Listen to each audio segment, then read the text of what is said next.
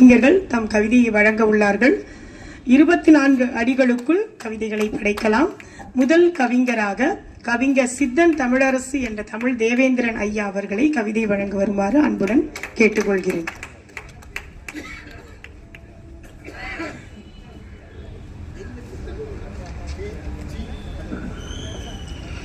இந்த இனிய மாலை பொழுதிலே மேடையிலே வீற்றிருக்கும் பெருந்தகையாளர்களுக்கும் முன்னே வீற்றிருக்கும் கவிஞர்களுக்கும் என் முதற்கண் பணிவார்ந்த வணக்கத்தை தெரிவித்துக் கொள்கிறேன். வள்ளலார் கூறுகிறார் ஒரு உண்மையை. அது என்னவெனில், இந்த உலகம் உய்ய வேண்டுமெனில் சமரச சத்திய சன்மார்க்க சங்கம் என்ற ஒன்று நிறுவி அதற்கு ஒரு கொடியினையும் ஏற்றி ஜீவகாருண்ய ஒழுக்கத்தை அனைவரும் கடைபிடித்தால் நாட்டிலே எந்த விதமான வேற்றுமைகளும் இல்லாமல் போகும் என்று கூறிய அவருடைய நினைவில் இப்பொழுது கவியரங்கத்திலே தலைப்பாக பொங்கட்டும் புதுவாழ்வு என்ற இந்த கவிதையை 13 வரி அரை மணி நேரம் முன்பு அமிர்தா டிராவல்ஸ் எனது நண்பர் வீட்டில் பேசிக்கிட்டே அவருடைய ஆபீஸில் உட்கார்ந்து எழுதினேன். இன்னொரு செய்தியை மன வருத்தத்துடன் தெரிவிக்கிறேன். எழுதும்போது அங்கிருந்த அந்த பார்வை கூட ஏனோ இங்கே வந்தால் பார்வை குறைந்து விடுகிறது. ஆக நான் எழுதிய இந்த கவிதையை திரு லதா ரவிச்சந்திரன் அவர்கள் என் சார்பாக படிக்குமாறு கேட்டுக்கொள்கிறேன். படிக்க முடியல, கண்ணு தெரியும். 13 வரி கவிதை.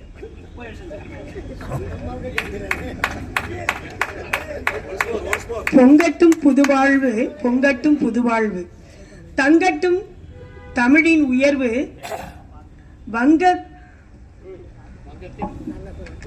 வங்கக்கடலின் தென்றலாம், சங்கத் தமிழின் கவிதை சிறந்ததும், வங்கக்கடலின் தென்றலாய். நீங்க சொல்லுங்க, அப்படியே சொல்லிடுறேன். எழுத்து பெருசா இருக்கு.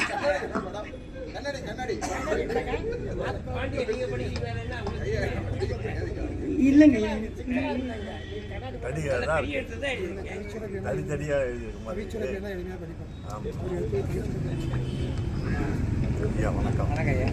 சூழ்நிலையின் காரணமாக அடுத்த கவிஞர் படிப்பார் நீக்கப்படுகிறது. 13 வரி கவிதை என்னமா கஷ்டமா இருக்கா உங்களுக்கு? ஐயா தெய்வ கணபதி ஐயா வந்து படிக்கிறாங்க. அவங்க வந்து கற்பனையாவும் சேர்ந்து அப்படியே சேர்த்து படிச்சிருவாங்க.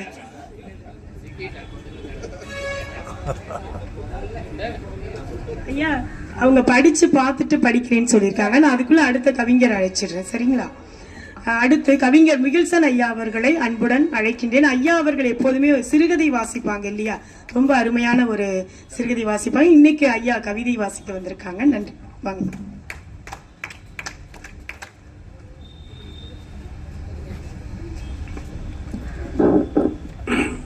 எல்லோருக்கும் வணக்கம். என் கவிதையினுடைய தலைப்பு கருணை திமிர். கருணை திமிர் கவிதையை படிக்கிறேன். 6 அடுக்ககங்கள் தொகுப்பின் மொட்டை மாடியில் காலை கதிரவன் பொற்கம்பளம் விரித்துக் கொண்டிருந்த இனிமையில் 6வது வீட்டை சார்ந்த நான் நடைப்பயிற்சி செய்து கொண்டிருந்தேன். 50ஐ கடந்த 5வது வீட்டுக்காரர் ஜாடியில் காரப்பூந்தியுடன் வந்தார். என்னை பொருட்படுத்தாமல் 2500 சதுரடி மாடி முழுவதிலும் காரப்பூந்தியை சிதறி தூவினார். பயிற்சியை தொடர முடியாத நான் அவமதிப்பு தந்த ஆழமான கோபத்தை வார்த்தைகளால் வெளிக்காட்டாமல் அமைதி இழந்த இதயத்துடன் ஒடுங்கினேன் ஓரமாக. களிப்புடன் கரைந்து கொண்டே 10 சொடுக்கு போடும் நேரத்திற்குள் காக்கைகள் 30 சிறகடித்து வந்தன. தவ்வி தவ்வி சின்ன பூந்திகளை அலகுகளால் கொத்தி பொறுக்கி உண்டன. காக்கைகள் போட்டி போட்டுக்கொண்டு பொன் பூந்திகளை உண்ணுவதை பார்த்து என்னுடல் அணுக்களெல்லாம் மகிழ்ந்தன. நெஞ்சில் நீங்கா இடம் பெற்ற காட்சிகளில் அது முதலிடம் பெற்றது. உணவளித்தவர் உடம்பெல்லாம் உவகையுடனும் பெருமையுடனும் நின்றிருந்தார். அந்த கரும்பறவைகளிடம் அவர் காட்டிய கருணை போற்றுவதற்கு உரியது. அதில் கடுகளவும் சந்தேகமில்லை. அவர் மொட்டை மாடியில் காரப்பூந்தி குவியலை ஒரு பாதியில் நீளமாக மட்டுமே தூவிவிட்டு எனக்கு நடைப்பயிற்சிக்கு மறுவாதியை தந்திராதது அவருக்கு அவரது கருணை தந்த திமிரால் தான். அதிலும் எள்ளளவும் சந்தேகமில்லை. அன்பால் விளைந்த அகம்பாவன்தான். ஆனாலும் அகம்பாவம் தானே. அன்பு திமிர் என்னை அவமதிக்க வைத்தது. அதை பொறுத்துக் கொள்வதா அல்லது பொங்கி எழுவதா? சினந்து அவர் திமிரை சுட்டி காட்டினால் திமிரை களைந்து திருந்துவாரா? யாவரையும் எப்போது மதிக்க ஆரம்பிப்பாரா? அல்லது பகையை மனதில் முளைக்க விட்டு எனக்கு தீமை செய்ய ஆரம்பிப்பாரா? இந்த அவமதிப்புக்கெல்லாம் பகை வளர்ப்பது கேவலமானது. இது சகித்துக் கொள்ள வேண்டிய ஒன்று என்று என் அன்பான மனம் சொன்னது. எனவே நான் எதுவும் பேசவில்லை. 3 நிமிடங்களில் மாடி வெறுமையானது. ஒரு காரப்பூந்தியை கூட விட்டு வைக்காமல் காக்கைகள் உண்டு சென்று விட்டன. கருணை திமிரை சகித்துக் கொண்டு நடைப்பயிற்சியை தொடர்ந்தேன். நன்றி, வணக்கம்.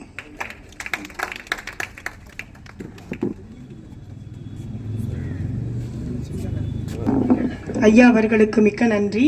அன்பால் விளைந்த அகம்பாவம் தான், ஆனால் அகம்பாவம் தான். ஐயா அருமையான ஒரு வார்த்தையை சொல்லியிருக்காங்க. மிக்க நன்றிங்க ஐயா.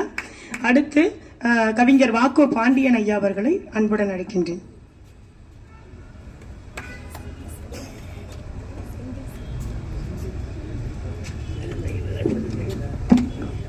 தமிழுக்கு வணக்கம், என் தாய்க்கு வணக்கம்.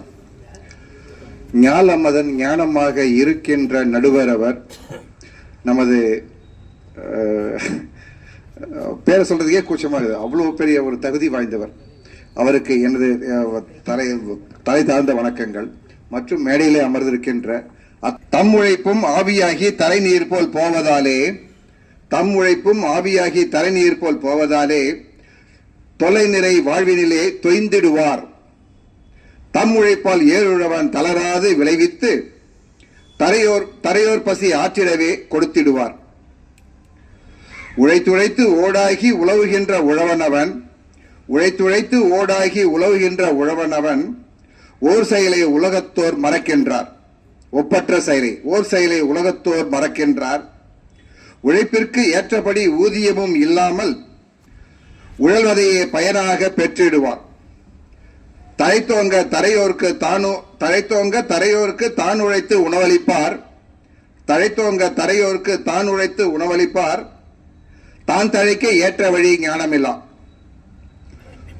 உழுவதுதான் தன் செயலாய் உள்ளுகின்ற உழவனவன் ஒருபோதும் உழுதலையே நிறுத்தாரே. பலனதனை தேடுகின்ற பாவமான ஏருழவன் பாரினிலே பலனில்லா பொசுகுகின்றான். பல பேரின் பசிதனையே போக்கிடவே தன்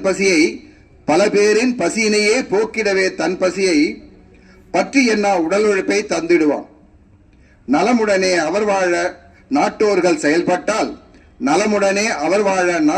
செயல்பட்டால் நிலமதிலே உழுவதுவும் நிலைத்திடுமே. பல்லோரும் வாழ்வினிலே பசியின்றி செயல்படுவர். பாரதுவும் பொழிலாகும் உழவாலே. இத்தகைய நிலையினிலே இருக்கின்ற உழவனை ஏத்துகின்ற மனதுடனே ஆற்றுவோமே. தத்தமது உழைப்பினையும் தயங்காது உழவனுடன் தருகின்ற ஏர்மாட்டை துதிப்போமே. இத்துணையாய் சீர் உள்ளத்தை ஏற்றமாக கொண்டிருக்கும் ஈருயிரை எந்நாளும் வாழ்த்துவோமே. மொத்தத்தில் பொங்கலது பொங்கட்டும் அவர் நினைவில் புதுவாழ்வை அவர் பெறவே பூமியிலே. வாய்ப்புக்கு நன்றி, வணக்கம்.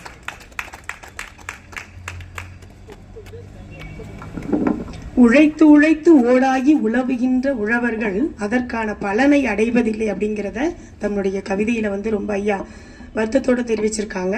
ஐயா அவர்களுக்கு மிக்க நன்றி. அடுத்ததாக கவிதை வாசிக்க வருபவர் பொள்ளாச்சி சண்முகானந்தம் ஐயா அவர்கள்.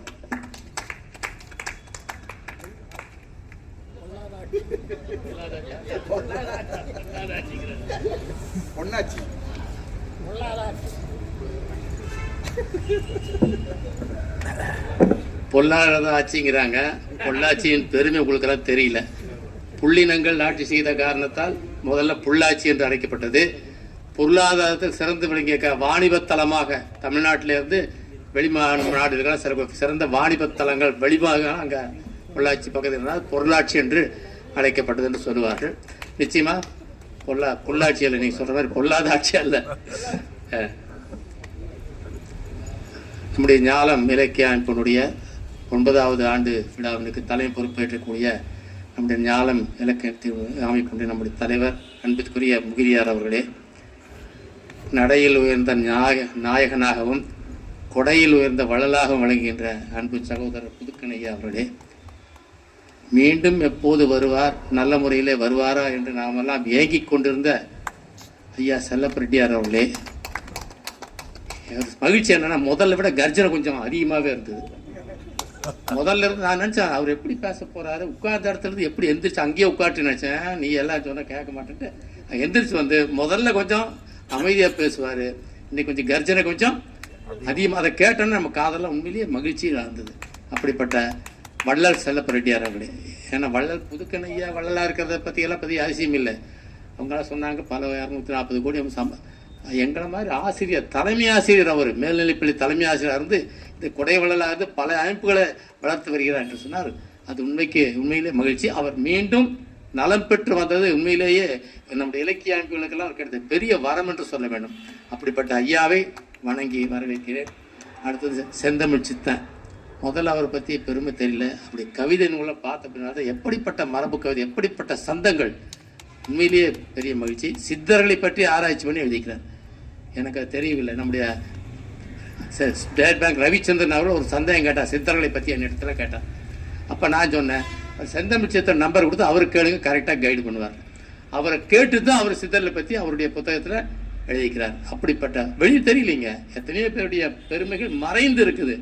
தன்னை ஒண்ணுமே இல்லாதவங்க ஆர்ப்பரிக்கிறான், திறமைசாலிகள் தன்னை வெளிக்காட்டி கொள்ளாமல் இருக்கிறாங்க. அவருடைய சித்தன் ஒரு உதாரணம். உண்மையிலேயே மிகப்பெரிய ஒரு சித்தர்களை போலவே சிந்திக்கிறார். அது பெரிய ஆட்சி. அப்படிப்பட்ட செயலர் செந்தமிழ் சித்தன் ஐயா அவர்களே, இங்கு நிகழ்ச்சிகளை தொகுத்து வழங்கி கொண்டிருக்கிற அருமை சகோதரியில் அருமை மகள் என்றுதான் சொல்லணும். ஏன்னா அவங்க அப்பாவே என்னை விட 2 வருஷத்துக்கு சின்னவர். பார்த்தா தெரியாது, தலை நரைச்சனால அவர் எல்லாரும் பெரிய ஆளுங்கிறாங்க. எல்லாத்தோட பெரியவர் கோபாலகிருஷ்ணன், அடுத்தது நான், அப்புறம் தான் அவங்க எல்லாம். அப்படிப்பட்ட அன்பு செல்வி லதா அவர்களே, அடுத்து நன்றி உரை இனவிலக்கால் செந்தில்குமார், அவரும் ஒரு மேல்நிலைப்பள்ளி தலைமை ஆசிரியராக இருந்து பணி நிறைய பெற்ற முனைவர் செந்தில்குமார் அவர்களே, மற்றும் இங்கே ஒவ்வொருவரையும் பெயர் சொல்றான். குமரி செல்வியன் அவர்கள் வந்திருக்கிறார்கள். அவர்கள் சென்னை மாநகரில் எந்த ஒரு இலக்கிய அமைப்பு ஆரம்பித்தாலும் எப்படி நாம் ஒரு தொழிலை துவங்கும்னாலும் பிள்ளையாசிரியை போட்டுட்டு நம்ம ஆரம்பிக்கிறோமோ அது மாதிரி எந்த அமைப்பு ஆரம்பித்தாலும் முதல்ல குமரி செழியன் அவருக்கு ஏதாவது ஒரு பொறுப்பு, அப்புறம் தான் மற்ற ஆளுகளை. அப்போ எல்லா இலக்கிய அமைப்புகளிலும் தன்னுடைய முத்திரையை பயித்து கொண்டிருக்கிறார். சொன்ன மாதிரி அவரும் ஒரு தமிழாசிரியர் அல்ல, அவருக்கான அவர் எல்லாம் ஆடிட்டராக இருந்து வந்தவர். முனைவர் பட்டம் பிஎல் படிச்சிருக்கிறாரு, அது பல பேருக்கு தெரியாது. அவர் வழக்கறிஞர், சைக்காலஜி படிச்சிருக்காரு. எத்தனை பட்டானா அவருக்கு அது இப்போ ஏதாவது படிச்சுட்டு இருக்கிறாரு. என்னமோ இங்கே போயிட்டு வர்றாரு, புத்தகம் தூக்கிட்டு இப்போ இங்கே போயிட்டு வர்றாரு. இல்லை உழைப்புங்க. எந்த ஒரு சின்ன கிராமத்தில் அவர் சொல்லுவார், காமராஜரால் தான் நான் படித்தேன். அந்த நன்றி உறவு தமிழ்நாட்டில் எத்தனை பேருக்கு இருக்குதுன்னு எனக்கு தெரியல. உண்மையிலே காமராஜர் எல்லாம் மறந்துட்டான். ஆனால் நம்முடைய குமரி செழியன் அவர்கள் பேசுகின்ற பொழுது உணர்ச்சி வசப்பட்டு கர்ம வீரர் காமராஜரால் தான் நான் படித்தேன் என்று நன்றியோடு அவர் சொல்கின்ற பொழுது அவர் எவ்வளவோ மடங்கு உயர்ந்து விடுகிறார். அப்படிப்பட்ட ஐயா குமரி செழியன் அவர்களே, SRG சுந்தரம் ஐயா அவர்களே, அருமை நண்பர் லிங்கராஜா அவர்களே, இன்னும் நிறைய எத்தனை பேர் இருக்கார், எல்லாருமே வேண்டியவர்கள் தான். அப்படிப்பட்ட அத்தனை பேரையும் வணங்கி என்னுடைய கவிதையை படிக்கிறேன். உழவை காப்போன்ற தலைப்பில் என்று பழைக்க சுழன்றும் ஏற்பின துலகென்றே சொன்னாரே திருவள்ளுவனார். உழவன் கைகளை எதிர்பார்த்தே உலகால் வேந்தரும் இருப்பர் என்றே அழகாய் உரைத்தார் கம்பநாடார். அமர கவி வந்தனை செய்வோம் உழவுக்கும் தொழிலுக்கும் என்றே உரைத்ததை நினைவில் கொள்வோம். வெயிலை மழையை பாராது விடியும் எழுந்தே இரவு வரை வியர்வை ஆராய் பெருக்கெடுக்க மேனி வருத்தம் நோக்காமல் அயராது உழைக்கும் விவசாயி அல்லல் படுவது சரிதானா? வயல் சேற்றினில் அவன் கால் வைக்க மறுத்தால் நமக்கெல்லாம் உணவேது. அறிவியல் துறையில் சாதனைகள் அடைந்து விட்டோம் எத்தனையோ. உருவசியின்றி வாழ்வதற்கு ஒரு வழி என நாம் கண்டோமா? அறுசுவை உணவே ஆனாலும் அரை வயிற்றுக்கூழ் ஆனாலும் பெருநிலும் கூடுமோ உழவனது பேருழைப்பின்றி புய்மையிலே. இந்தியா விவசாய நாடென்று எண்டிசை கேட்க முழங்குகிறோம். சிந்திடும் விவசாயி வேர்வைக்கு சிறு பலனேனும் கிடைக்கிறதா? நொண்டிடும் அவன் கண் நீர் துடைத்து நல்வழி காட்டும் ஆட்சியாளர் இந்த நாட்டிலே இன்றிலேயே என்று விடியுமோ அவன் வாழ்வு. ஆற்று மணலை திருடிவிக்கும் அக்கிரமக்காரர் செயலாலே ஊற்று கண்ணும் அடைபட்டு ஒரு சொட்டு நீரும் கிடைப்பதில்லை. போற்றி காத்த ஏரிகுளம் போன இடமே தெரியவில்லை. ஏற்றம் பெறுமோ விவசாயம் இந்நிலை நாட்டில் நீடித்தாள். விவசாய நிலம் அனைத்தையுமே வீட்டு மனைகளாய் மாட்டுகின்ற அவலம் நாளும் தொடர்கிறதே அதிகார வர்க்கத்தின் துணையோடு. தவறென்றதனை உறுதியாக தடுக்காத அரசின் மெத்தனத்தால் விவசாயம் அழிகின்ற நிலை விரைவில் வந்து சேர்ந்திடுமே. முல்லை பெரியார் அணைக்கட்டை முற்றிலுமாக தகர்த்தெறிந்து தொல்லை தரவே கேரளத்தான் துடிக்கின்றான் கண்ணடத்தானோ. இல்லை காவிரி நீர் என்றே இருமாப்புடனே சொல்கின்றான். கல்நெஞ்ச தெலுங்கன் தடுப்பணைகள் கட்டியே பாலாற்றை தடுக்கின்றான். நடுவண் அரசு நீர் பங்கீட்டில் நமக்கு பாதகம் இழைக்கிறதே. கிடைக்க வேண்டிய உரிமையினை கேட்க சற்றும் துணிவின்றி அடிமையாக மாநில அரசு அடங்கியொடுங்கி இருக்கின்ற கொடுமையாலே விவசாயி குற்றுயிராக தவிக்கின்றான். மழையும் பிழைத்த காரணத்தால் மடமுடிந்தே இருக்கின்ற உழவனுக்கு கை கொடுத்தே உதவிட அரசு முன் வர வேண்டும். மழையும் பொழிந்திட வேண்டும் அந்த மாரியன்னை அருளாளி. உழைக்கும் ஏழை விவசாயி உள்ளம் உவகை கொள்ள வேண்டும். பொங்கல் திருநாளின் வரவால் போகட்டும் முந்தைய இடரெல்லாம். பொங்கட்டும் புது வாழ்வோடு பூரிப்பும் உழவன் நெஞ்சில். தங்கு தடையின்றி விவசாயம் தளர்த்தோங்கட்டும் நம் திருநாட்டில். எங்கள் தமிழர் இல்லங்கள் எங்கும் இன்பமே பொங்கட்டும். நன்றி, வணக்கம். ஐயா எப்போதுமே வரப்பு கவி ரொம்ப அருமையா படிப்பாங்க. அயராது உழைக்கும் விவசாயி அல்லல் படுவது சரிதானோ அப்படின்னு ஒரு கேள்வியை கேட்கிறாரு. அது மட்டும் இல்ல விவசாய நிலங்களை வீட்டு மனைகளை ஆக்கக்கூடிய கொடுமையெல்லாம் இப்ப நடந்துட்டு இருக்கு இல்லையா, அந்த கொடுமையை சொல்லி இந்த விவசாயிகளுக்கு அரசு உதவணும் அப்படிங்கிற ஒரு ஆதங்கத்தையும் சொல்லிட்டு ஐயா ரொம்ப அருமையா மரபு கவி வாசிச்சாங்க. ஐயா அவர்களுக்கு மிக்க நன்றி. அடுத்ததாக தமிழ் தேவேந்திரன் ஐயா அவர்களுடைய கவிதையை படிக்க தெய்வ கணபதி ஐயா அவர்கள் வருகை புரிகிறார். சான்றோர் உள்ளிட்ட அவையை வணங்கி மகிழ்கின்றேன். ஐயாவுடைய கையெழுத்த அவரு நல்லா பெருசா எழுதியிருக்காரு. ஆனா அவருக்கு ஏடு பத்தல. ஏடுகளில் எழுத முடியாத கவிதைன்னு கூட சொல்லலாம். இருந்தாலும் என்னால முடிஞ்ச வரைக்கும் அதை புரிஞ்சுக்கிட்டு இதை உங்களுக்கு முன்னாடி வாசிக்கிறேன். பொங்கட்டும் புது வாழ்வு, பொலியட்டும் புது வாழ்வு, தங்கட்டும் தமிழின் உயர்வு. பொங்கட்டும் புது வாழ்வு, பொலியட்டும் புது வாழ்வு, தங்கட்டும் தமிழின் உயர்வு. வங்க கடல் தந்த தென்றலாய் சங்க தமிழ் கவிதை சிறந்திடும். கங்கை கரை ஓடங்கள் காவிரி ஓடங்களாய் இடம்பெயர்ந்து தமிழகம் ஓங்கிடும். மங்களம் பொங்கிய தைத்திங்கள் திருநாள் எங்கள் தமிழர் மரபின் பொன்னான ஓர் நாள். எங்கள் வாழ்வும் எங்கள் வளமும் மங்காத தமிழென்று வங்கிகளில் தமிழருக்கு பணம் மிகுதியாய் சேரட்டும். சிங்கத்தின் வீரமும் தமிழ் தங்கத்தின் குணமும் எங்கள் முன்னோரின் பண்பன மீண்டு வந்து உயர்வு பெற்று வாழ்வோம். அனைவருக்கும் பொங்கல் நல்வாழ்த்துக்கள்.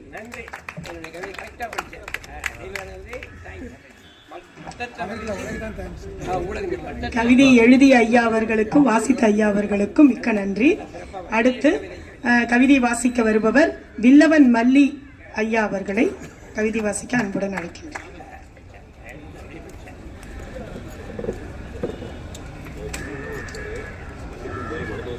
எல்லோருக்கும் வணக்கம். பொங்கட்டும் புது வாழ்வு. புத்தாண்டு பூத்தது பொங்கட்டும் புது வாழ்வு. தமிழர் பண்பாடு பாரினில் பார்க்கட்டும் உயர்வு. தமிழ் புத்தாண்டு பூத்தது பொங்கட்டும் புது வாழ்வு. தமிழர் பண்பாடு பாரினில் பார்க்கட்டும் உயர்வு. புத்தம்புது பொது வழி புதுமையில் விழிப்போம், போகும் வழி ஒற்றுமைக்கு பிரிவுகள் அழிப்போம். புத்தம்புது பொது வழி புதுமையில் விழிப்போம், போகும் வழி ஒற்றுமைக்கு பிரிவுகள் அழிப்போம். பொல்லாத போரினை புவியினில் ஒழிப்போம், பாதையில் வேற்றுமை பார்வையை கழிப்போம். இல்லாத போக்கினை என்றும் இழப்போம், இருப்பவர் ஈகையிட எண்ணம் விழிப்போம். புத்தாண்டு பூத்தது பொங்கட்டும் புது வாழ்வு, தமிழர் பண்பாடு பாரினில் பார்க்கட்டும் உயர்வு. பேசுகின்ற மொழியாம் பைந்தமிழ் செழிப்போம், புண்படும் செயல் அதனை போக்கினை கழிப்போம். வீசுகின்ற மனிதநேய மனத்தினில் கொழிப்போம், வினைகளில் விளைவறிந்து விழிப்பினில் முழிப்போம். சாதியும் மதங்களும் தரணியில் களையட்டும், நீதியும் நேர்மையும் நேர்கோட்டில் விளையட்டும். வீதியும் அமைதியில் வையகம் கொழியட்டும், ஓதிடும் சொல்லும் உயர்வினில் செழிக்கட்டும். புத்தாண்டு பூத்தது பொங்கட்டும் புது வாழ்வு, தமிழர் பண்பாடு பாரினில் பார்க்கட்டும் உயர்வு. உள்ளம் உழைப்பதில் உண்மை பொழியட்டும், கள்ளம் கையூட்டும் கடமையில் கழியட்டும். உள்ளம் உழைப்பதில் உண்மை பொழியட்டும், கள்ளம் கையூட்டும் கடமையில் கழியட்டும். கல்லார் இல்லாராகி கற்றார் செழிக்கட்டும், நல்லார் உள்ளாராகி நானிலம் கொழிக்கட்டும். ஒழுக்கம் ஓம்புதலில் உலகம் உய்யட்டும், பழக்கம் வழக்கம் பண்பினில் செய்யட்டும். உழவும் தொழிலும் உலகோர் போற்றட்டும், உழைப்பவர் உள்ளம் உவகையில் பொங்கட்டும். உழவும் தொழிலும் உலகோர் போற்றட்டும், உழைப்பவர் உள்ளம் உவகையில் பொங்கட்டும். புத்தாண்டு பூத்தது பொங்கட்டும் புது வாழ்வு, தமிழர் பண்போடு பாரினில் பார்க்கட்டும் உயர்வு. வணக்கம். ஐயாவோட கவிதையில் அப்படியே இந்த எதிகை மோனை எல்லாமே ரொம்ப அருமையாக இருந்தது. இயல்பு தொடை ரொம்ப அழகாக இருந்தது. ஐயா அவர்களுக்கு மிக்க நன்றி. அடுத்ததாக கவிதையை வாசிக்க வருபவர் தண்ணீர்குளம் தாசன் ஐயா அவர்கள். வெகு தூரத்திலேருந்து ரொம்ப ஒரு கவிதை மேலே இருக்கக்கூடிய ஈர்ப்பால் ஐயா ஒவ்வொரு முறையும் வந்து நம்மளையெல்லாம் மகிழ்விக்கிறாங்க. ஐயாவுக்கு முதல்ல என்னுடைய நன்றியையும் தெரிவிச்சுக்கிறேன்.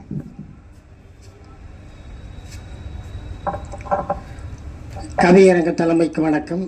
வந்திருக்கும் சான்றோர்கள் அத்துணை பேருக்கும் அன்பான வணக்கம். எழுதிய கவிதை எங்கோ போனது, இருந்த கவிதை இங்கே வந்தது.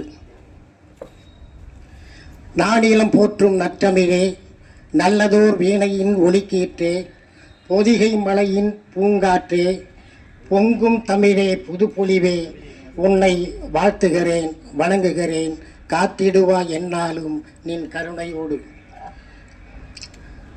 தமிழர் திருநாள், தங்கத் திருநாள், தங்கும் மங்களத்தோடு பொங்கும் திருநாள், என்றும் வரலாறு பேசும் எழுச்சி திருநாள், மங்கா புகழ் தரும் மகிழ்ச்சியூட்டும் திருநாள்.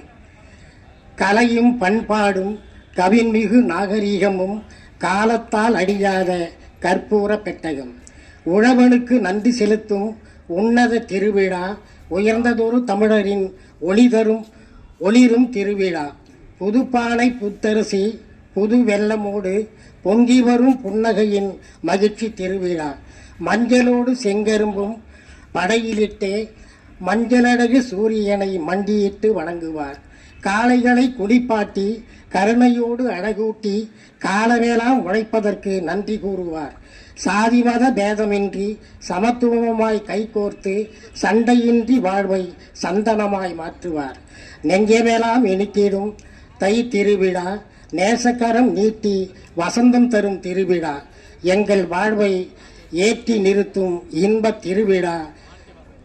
26 வந்துதித்த எழில் கொண்ட திருவிழா பொங்கல் திருவிழா. நன்றி, வணக்கம்.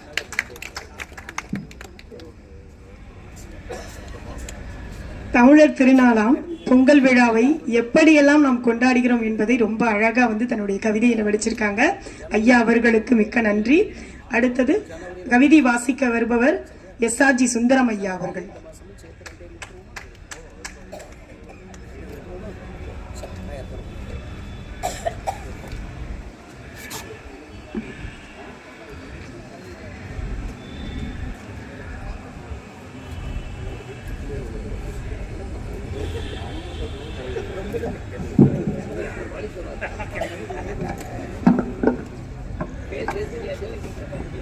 கவியரங்க தலைவர் அவர்களுக்கும் மற்றும் ஞானத்தின் தூண்களாக இயங்கி வரும் மேடையிலே அமர்ந்திருக்கும் அத்துறை சான்றோர்களுக்கும் முன்னே அமைந்திருக்கும் கவிஞர்களுக்கும் எனது மனமார்ந்த பொங்கல் வாழ்த்துக்கள், புத்தாண்டு வாழ்த்துக்கள்.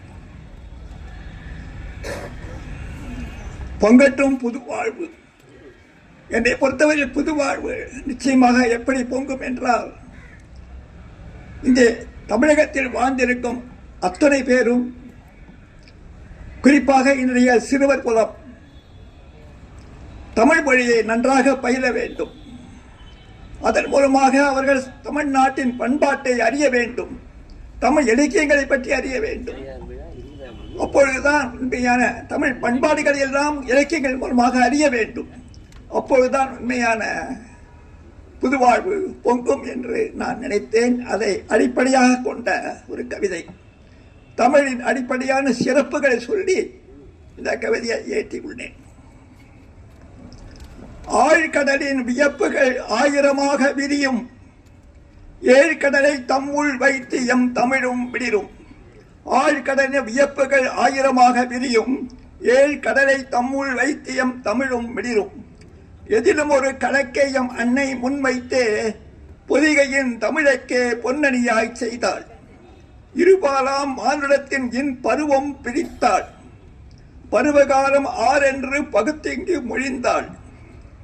ஐவகையாய் நிலவியல்பை ஏற்கை வழி வகுத்தாள், அறுவகையாய் உயிரினத்தை அறிவு வழி தொகுத்தாள். ஐவகையாய் நிலவியல்பை இயற்கை வழி வகுத்தாள், அறுவகையாய் உயிரினத்தை அறிவு வழி தொகுத்தாள். மேல்கணக்காய் 14 நூல் மேன்மையுறச் செய்தாள், மேல்கணக்காய் 14 நூல் மேன்மையுறச் செய்தாள். கீழ்கணக்காய் வாழ்வியலை கொள்கையுற அமைத்தாள். பாவகையை 4ஆக்கி, பால் வகை 5ஆக்கி, போர் வகையை 8ஆக்கி, இலக்கணம் 3ஆனாள். பாவகையை 4ஆக்கி, பால் வகை 5ஆக்கி, போர் வகையை 8ஆக்கி, இலக்கணம் 3ஆனாள். காய் கனி மா பூக்களையும் செய்யுடது யாப்பில் வாய்ப்பாடாக்கி இயற்கை வண்ணமதில் கலந்தாள். காய் கனி மா பூக்களையும் செய்யுடது யாப்பில் வாய்ப்பாடாக்கி இயற்கை வண்ணமதில் கலந்தாள். எழுத்துக்களாம் 12 உயிரென்றே வரித்தாள், எழுத்துக்களாம் 12 உயிரென்றே வரித்தாள். செழித்த 18 மெய்யென்றே தரித்தாள். உயிரும் உடலும் வேறு வேறென்று எழுத்தாள், பயில்வித்து வாழ்வின் மெய்ப்பொருளை வென்றுள்ளாள். உயிரும் உடலும் வேறு வேறென்று எழுத்தாள், பயில்வித்து வாழ்வின் மெய்ப்பொருளை வென்றுள்ளாள். அகவாழ்வின் ஆழத்தை அளந்தாள் 400ஆய், புறவாழ்வின் கோலத்தை புகழ்ந்தாள் 400ஆய். அகவாழ்வின் ஆழத்தை அளந்தாள் 400ஆய், புறவாழ்வின் கோலத்தை புகழ்ந்தாள் 400ஆய். முத்தமிழ் வாழ தொல்காப்பிய குடை விரித்தாள், இத்தமிழ் சாதனையால் வரலாம், இத்தமிழ் சாதனையால் சாவா நூல்கள் படைத்தாள். முத்தமிழ் வாழ தொல்காப்பிய குடை விரித்தாள், இத்தமிழ் சாதனையால் சாவா நூல்கள் படைத்தாள். இன்னவாறே செல்விப்பட இருக்கின்ற அண்ணாய், இன்னவாறே செல்விப்பட இருக்கின்ற அண்ணாய், உன் புகழில் தளிப்போர்க்கு பொங்கட்டும் புதுவாழ்வே, உன் புகழில் தளிப்போர்க்கு பொங்கட்டும் புதுவாழ்வே. நன்றி, வணக்கம்.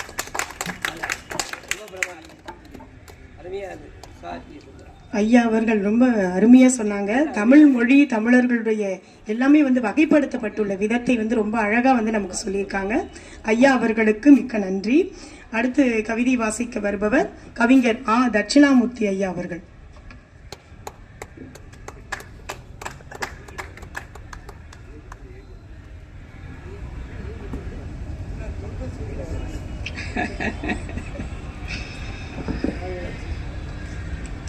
ஒரு நீண்ட இடைவேளைக்கு பிறகு, குறிப்பாக சொல்ல வேண்டும் என்றால் 10 மாதங்கள் கழித்து ஞாலம் இலக்கிய இயக்கம் என்னை மீண்டும் பெற்றெடுத்திருக்கிறது. அதுதான் சரியான விஷயம். கடந்த ஏப்ரல் மாதம் 4ஆம் தேதி அன்று எனக்கு கை முறிவு ஏற்பட்டது. அதனால் நமக்குள் இந்த 10 மாதமான ஒரு பிரிவு ஏற்பட்டது. பரிவோடு என்னை மிகிலையார் அவர்கள் அழைத்தார்கள், கவிதை வெளியிடுவது இருக்கிறது, அதில் உங்கள் கவிதையை தர வேண்டும் என்பதற்காக. அதன் பிறகுதான் இந்த அழைப்பை ஏற்றி இங்கு வந்திருக்கேன். இதுதான் நான் முதல் முறையாக நான் வெளியே இந்த இடத்துக்கு இது பண்ணுறேன். பொங்கட்டும் புதுவாழ்வு. ஆண்டுக்கு ஆண்டு மாற்றங்கள் பெருகட்டும். வேண்டாத பழக்கங்கள் கூண்டோடு மடியட்டும். தாளாத துன்பங்கள் தானாக விலகட்டும். தரணியிலே மனிதகுலம் தழைத்தோங்கி வாழட்டும். அனுபவ பாடங்கள் அத்தனையும் வித்தாகும். அடுத்தவர் களவாட முடியாத நமக்கான சொத்தாகும். இருவேறு நிலைதானே உலகத்தின் இயல்பாகும். எதுவரினும் ஏற்போர்க்கு எல்லாமே சுகமாகும். கண்ணீரும் மருந்தாகும், புன்னகையும் விருந்தாகும். இனம் கண்டு கொள்வோர்க்கு இருவினையும் சமமாகும். வருத்தங்கள் மாறட்டும், திருத்தங்கள் வளரட்டும். வசந்தங்கள் வந்திருந்து அனைவரையும் வாழ்த்தட்டும். பொது தொண்டு புரிவோர்கள் பொலிவோடு வாழட்டும். புரிதலுடன் வாழ்வோர்க்கு புத்துணர்வு பெருகட்டும். மதம் கடந்த நல்லிணக்கம் மகிழ்வோடு தழைக்கட்டும். யாவர்க்குமாய் இங்கு புதுவாழ்வு பொங்கட்டும். நன்றி, வணக்கம்.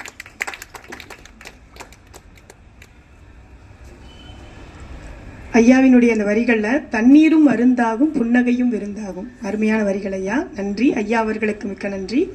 அடுத்ததாக கவிஞர் நெல்லை தீபன் ஐயா அவர்களை கவிதை வாசிக்க அன்புடன் அழைக்கின்றோம்.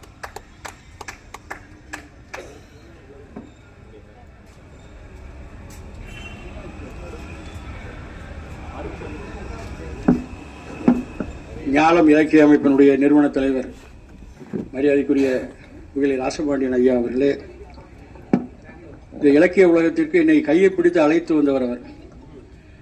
ஐயா அவர்களே, உள்ளே நுழைந்த பிறகு அந்த இலக்கியத்தில் எனக்கு ஊக்கப்படுத்தி மேலும் மேலும் என்னை அதிலே உழவ விடுகின்ற ஐயா கேஜிஆர் அவர்களே, ஐயா செல்லப்பரெட்டியார் அவர்களே, செயலாளர் செந்தமிழ் சித்தன் ஐயா அவர்களே, சகோதரி லதா அவர்களே, நான் மகள் என்று சொல்ல முடியாது, வயது தெரிந்துவிடும், மற்றும் முன்னால் அமர்ந்திருக்கிற நண்பர்களை, உங்கள் அத்தனை பேருக்கும் என்னுடைய அன்பும் நட்பும் சார்ந்த வணக்கத்தை தெரிவித்துக் கொள்கிறேன்.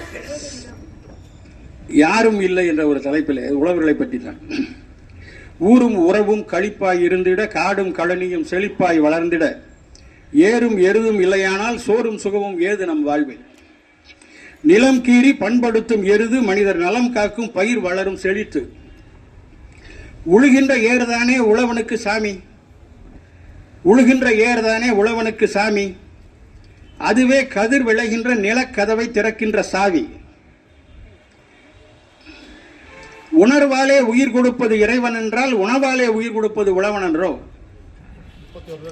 நாடு முழுக்க விழுதுவிட்ட விவசாயம் இன்று நம்மை அழவிட்டு அழுகின்ற பரிதாபம். வட்டிக்கு வாங்கி வாழைய போட்டான், கடனை வாங்கி கத்திரி போட்டான், உழைத்த பணத்தை நிலத்தில் போட்டான், சேமித்த பணத்தை சேற்றியில் போட்டான். நட்டம் வந்தாலும் சரி என நாற்று நட்டான், வற்றி போகுது வயிறு என தோற்று விட்டான். விளை நிலத்துக்கு எல்லை போட்டான், வீட்டு மனையாக்கி கல்லை போட்டான். பயிரெல்லாம் நட்டதாலே வந்தது நட்டம், பிரித்து கல்லை நட்டதாலே பணம் வந்து கொட்டும். வயலெல்லாம் வீடான பின்னாலே உழவனுக்கு உளைச்சல் இல்லை, மன உளைச்சல் இல்லை. காடெல்லாம் வீடான பின்னாலே விளைச்சல் இல்லை, நமக்கு விளைச்சல் இல்லை. இவன் படுகின்ற பாடு சொல்ல யாரும் இல்லை, இங்கே யாரும் இல்லை. கஞ்சி பானையிலே ஒட்டிய பருக்கை ஆற்றுமா பசி, கரம் நீட்டு அந்நிலையில் யார் இருப்பார் நீ யோசி. கை கொடுப்போம் நிலைமை மாற கலந்து பேசி, நாம் கலந்து பேசி. நன்றி. ஐயாவோட கவிதை எப்பவுமே நச்சுன்னு இருக்கும். அதாவது உழுகின்ற ஏறுதானே உழவனுக்கு சாமி. அருமையான வரிகள். ஐயா அவர்களுக்கு மிக்க நன்றி. அடுத்ததாக கவிதை வாசிக்க வருபவர் பொதிகை செல்வராஜன் ஐயா அவர்கள்.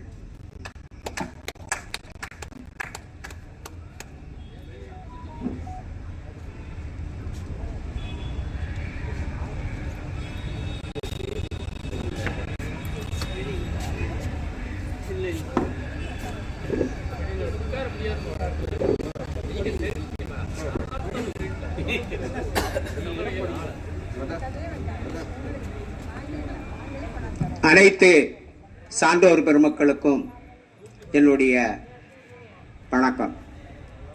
புத்தாண்டு பிறக்கிறது புத்தாண்டு பிறக்கிறது என்றெல்லாம் சொல்லிக் கொள்ளுகின்றோம், அதை வாழ்த்துகின்றோம், வணங்குகின்றோம், மற்றவர்களை வாழ்த்துகின்றோம்.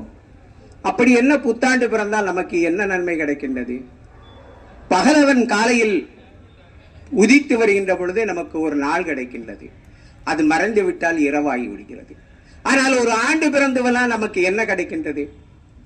நேற்றோட இன்றும் ஒரு நாளாகி போகின்றது, அவ்வளவுதானே தவிர ரொம்ப புத்தாண்டு வந்தவுடனே நாம் பெருமிதமாக கொண்டாடி கொண்டிருக்கின்றோம், அதை வாழ்த்துகிறோம், வணங்குகின்றோம். ஆனால் நேற்றைய பொழுதாகத்தான் இன்றைய பொழுதும் கழிந்து கொண்டிருக்கின்றது என்பதை இந்த நேரத்தில் கூறி, எப்போதோ புத்தாண்டை வாழ்த்தி எழுதிய கவிதை இந்த ஆண்டுக்கு எழுதியதல்ல என்பதை சொல்வதற்காக ஒரு பீடிகை போட்டேன், அவ்வளவுதான். புத்தாண்டு வாழ்த்து. தீங்கு தந்த தொற்றெல்லாம் தீந்திங்கு அழிந்திடவும், ஏங்குகின்ற ஏழையெல்லாம் ஏற்றங்கள் பெற்றிடவும். இந்த தீங்கு இந்த கொரோனா காலத்துக்கு பின்னாடி எழுதின கவிதையினால இந்த தோற்றத்தை எழுதியிருக்க. தீங்கு தந்த தொற்றெல்லாம் தீந்திங்கு அழிந்திடவும், ஏங்குகின்ற ஏழையெல்லாம் ஏற்றங்கள் பெற்றிடவும், ஓங்கு புகழ் ஏணியிலே ஏறி நின்று மகிழ்ந்திடவும், சாந்தியெல்லாம் தேடி வந்து சன்மானம் தந்திடவும், புத்தாண்டு வாழ்த்துதனை பூமணமாய் வழங்குகின்றேன். பறக்கின்ற பறவை என பறந்தெங்கும் சென்றிடவும், மறக்காமல் மானுடத்தை மனதினிலே கொண்டிடவும், தரமற்று தாழ்ந்திடுவார் தன்மையினை மாற்றிடவும், உரம்பெற்று என்றென்றும் உயர்ந்து இங்கே வாழ்ந்திடவும், புத்தாண்டு வாழ்த்துதனை பூமணமாய் வழங்குகின்றேன். தோல்வியிலே தோன்றாலும் சோர்ந்தென்றும் போகாமல் வேள்வி என வாழ்வினையும் வாழ்ந்து பார்த்து வென்றிடவும், தோல்வலியால் வேதனையை துடைத்திறந்து போட்டிடவும், ஆள்போலும் அனைவரையும் மறைவணைத்து வாழ்த்திடவும், புத்தாண்டு வாழ்த்துதனை பூமணமாய் வணங்குகின்றேன். நாளை வரும் பொழுதெல்லாம் நன்றாக இருந்திடவும், காளையென உழைப்பதனை காலமெல்லாம் தந்திடவும், கோளையென தூற்றிடுவார் கடும் சொல்லை பழித்திடவும், காலை வரும் கதிரவனை கருணையுடன் வாழ்த்திடவும், புத்தாண்டு வாழ்த்துதனை பூமணமாய் வழங்குகின்றேன். வாய்ப்புக்கு நன்றி, வணக்கம். எதுகை மோனை இயல்பு நயத்தோடு அமைந்த அருமையான ஒரு மரபு கவிதை. அடுத்து கவிதை வாசிக்க வருபவர் செங்கை சிவன் ஐயா அவர்கள்.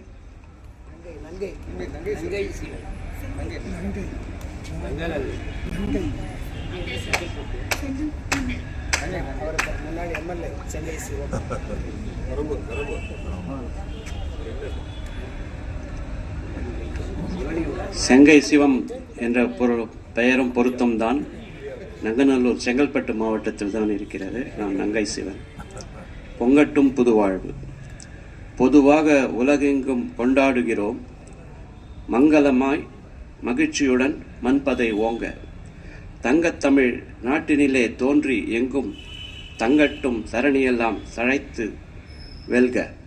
மங்கட்டும் மனமாற்ற வேற்றுமைகள், பொன் கட்டும் பதர் நீக்கும் களத்து மேடாய்.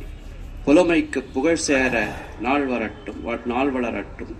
எதுகை மோனையுடனே கவி வளரட்டும்.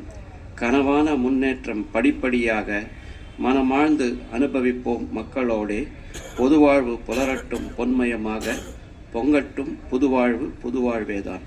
முதல் வரி முதல் எழுத்து, இரண்டாவது வரி இரண்டாவது எழுத்து என்று 11 வரி 11 எழுத்து. மீண்டும் படிக்க சொன்னால் படிக்கிறேன். நன்றி, வணக்கம்.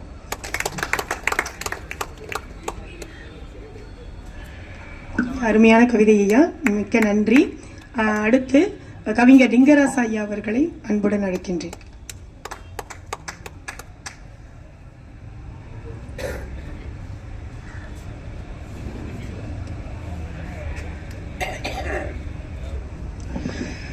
தலைமை உள்ளிட்ட அனைத்து தமிழ் சான்றோர்களுக்கும் மாலை வணக்கம். மனிதனை மனிதன் மதித்து வாழும் இனிய எண்ணம் எளிதில் வளரட்டும். மனிதமெங்குமே மலர்வதால் நேயம் கனிந்த மனத்தால் கொடுத்து வாழட்டும். பொல்லாச் செயல்கள் பொசுங்கி அழிய எல்லா வளமும் எங்கும் செடிக்கட்டும். கள்ளம் கபடம் கடுதில் ஒழிந்து கல்வி கற்றவர் கொற்றவராகட்டும். பகிர்ந்து உண்ணும் பறவைகள் போலவே விகற்பமில்லாத வாழ்வு மிளிரட்டும். அகத்தில் இருக்கும் அழுக்கை விடுத்து செகத்தில் வாழ்மை செழித்து விளங்கட்டும். பாரதி சொல்லிய பாதையில் சென்று தேறிய மனத்தை பெற்று வாழட்டும். ஏரிகள் யாவும் இருப்பிடமாகும், காரியம் யாவும் கிடப்பில் போகட்டும். நீர்வளம் இங்கே நிறைவாய் இருக்க சீர்மை கொண்டு பயிர்கள் வளரட்டும். பேர் பெரும் தொண்டினால் பாரினை ஆள்வோர் நீர்வளம் தன்னை பொதுவாய் செய்யட்டும். பாயும் நதிகள் பாரத பூமியில் காயும் நிலத்தில் பாழ்ந்திட செய்யட்டும். நேயம் தனையே நிலைத்திட செய்து காயப்படுத்தா கருத்தை ஏற்கட்டும். தனியாய் முயல்பவர் தனித்து செய்ய துணையாய் நின்று தோள் கொடுத்துதவட்டும். கனியும் மனத்தால் கிடைக்கும் பயனால் துணிந்து புதிய தொழிலை ஏற்கட்டும். கடல் நீர் இறைத்து கடின உழைப்பால் விடியல் காண மின்சாரம் எடுக்கட்டும். படித்தோர் அறிவால் பகுத்தே அறிந்து வடியும் நீரில் உப்பளம் அமைக்கட்டும். மனித நேயம் மக்களின் மனத்தினில் இனிதாய் எங்கும் இருந்து மிளிரட்டும். புனித செயல்கள் பொதுவாய் பெருகி மனிதம் செழிக்கும் ஆட்சி மலரட்டும். வானம் பொழிந்து வனங்கள் யாவுமே காணந்தோறும் கனிவாய் கிடக்கட்டும். தானம் தர்மமும் தழைத்திட நாட்டில் மானம் காத்திட வாழ்வு மலரட்டும். போதை பொருள்கள் பொசுங்கி போகட்டும். மாதர் வாழ்வில் விடியல் தெரியட்டும். சேதம் இல்லாமல் சிறந்த செந்தமிழ் வேத நெறியினில் வாழ்வே பொங்கட்டும். வணக்கம்.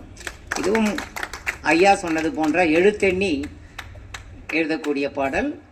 களி விருத்தம் என்று நேரசையில் தொடங்கினால் 11 எழுத்துக்களும், நிறையசையில் தொடங்கினால் 12 எழுத்துக்களும் வரும். நன்றி, வணக்கம். கலிவிருத்தம் மிக அருமை. மனிதனை மனிதன் மதித்து வாழும் மனிதநேயம் வளரட்டும். அருமையான வரிகளோடு ஐயா கவிதையை ஆரம்பிச்சிருக்காங்க. ஒரு வாழ்த்து கவிதையாகவே இருந்தது. ஐயா அவர்களுக்கு மிக்க நன்றி. அடுத்ததாக திருக்குறள் சோ பத்மநாபன் ஐயா அவர்களை அன்புடன் அழைக்கின்றேன் கவிதை வாசிக்க.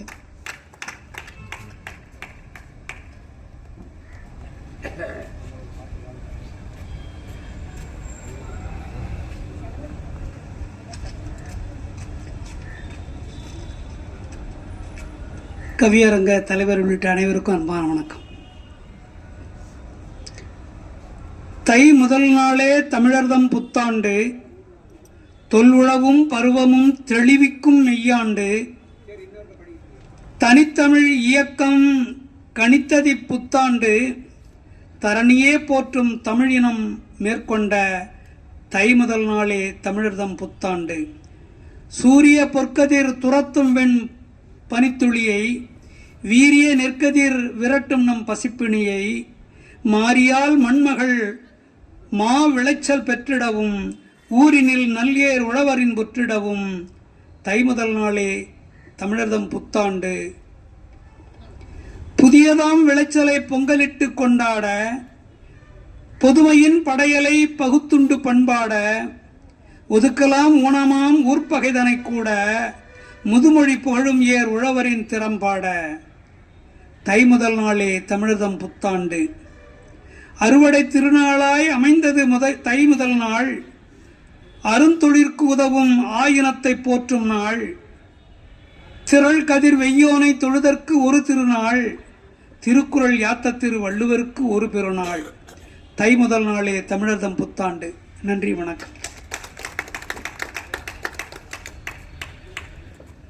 தை முதல் நாளே தமிழர்தம் புத்தாண்டு என்று வலியுறுத்தி அருமையாக கவிதை வாசித்த ஐயா அவர்களுக்கு மிக்க நன்றி. அடுத்து நிறைவு கவிதையாக இங்கு கவிதை வாசிக்க வருபவர் மாணிக்க வாசகம் ஐயா அவர்களை கவிதை பாட அன்புடன் அழைக்கின்றேன்.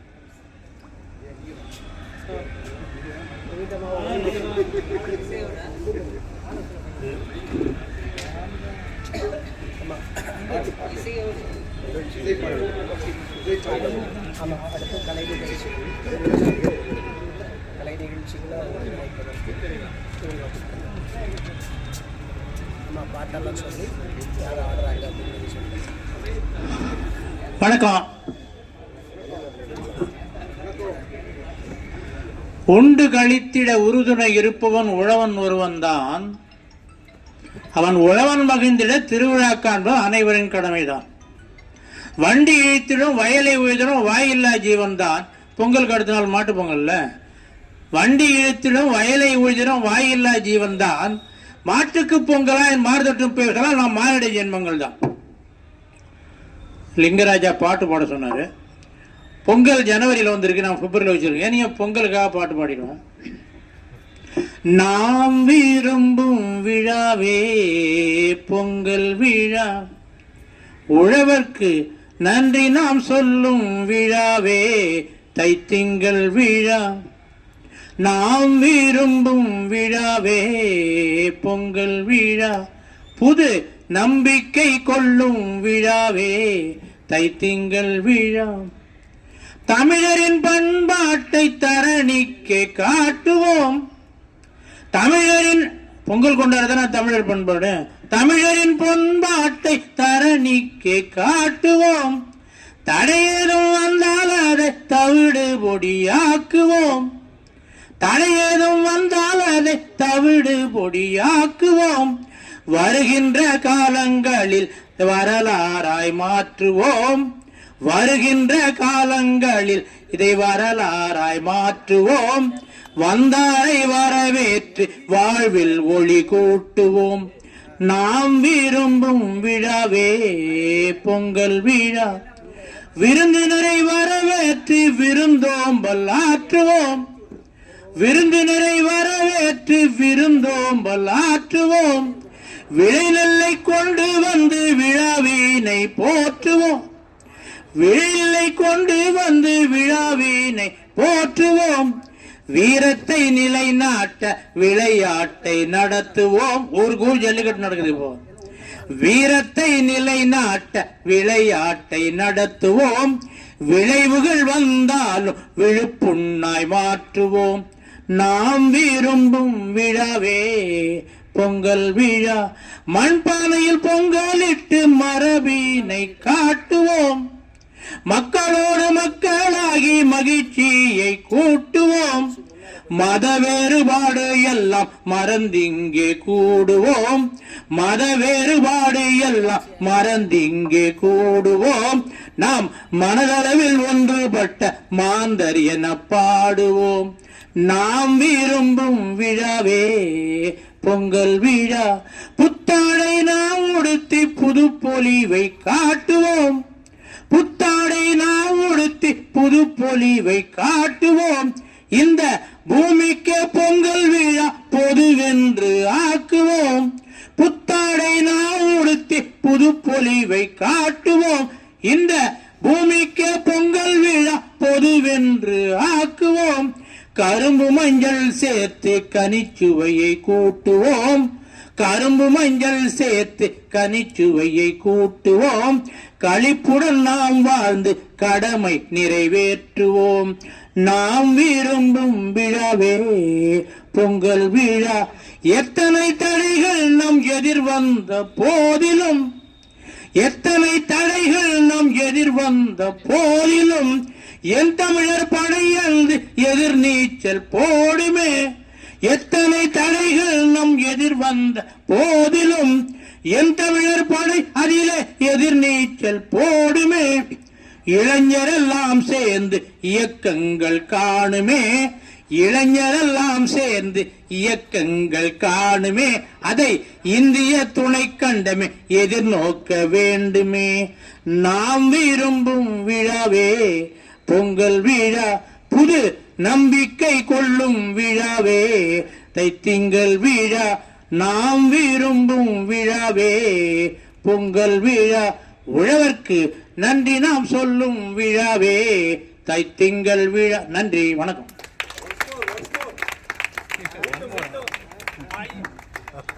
ஐயா அப்படியே கவிதையை பாடலா பாடி நம்ம எல்லாமே மகிழ்வா ஆக்கியிருக்காங்க. ஐயா அவர்களுக்கு மிக்க மிக்க நன்றி. அடுத்தது கலை நிகழ்ச்சிகள் நடக்கவிருக்கிறது. கலை நிகழ்ச்சிகளை ஒருங்கிணைத்து நடத்த வருகிறார் உணவியல் வல்லுநர் கவிஞர் இரா குமுதவள்ளி அவர்களை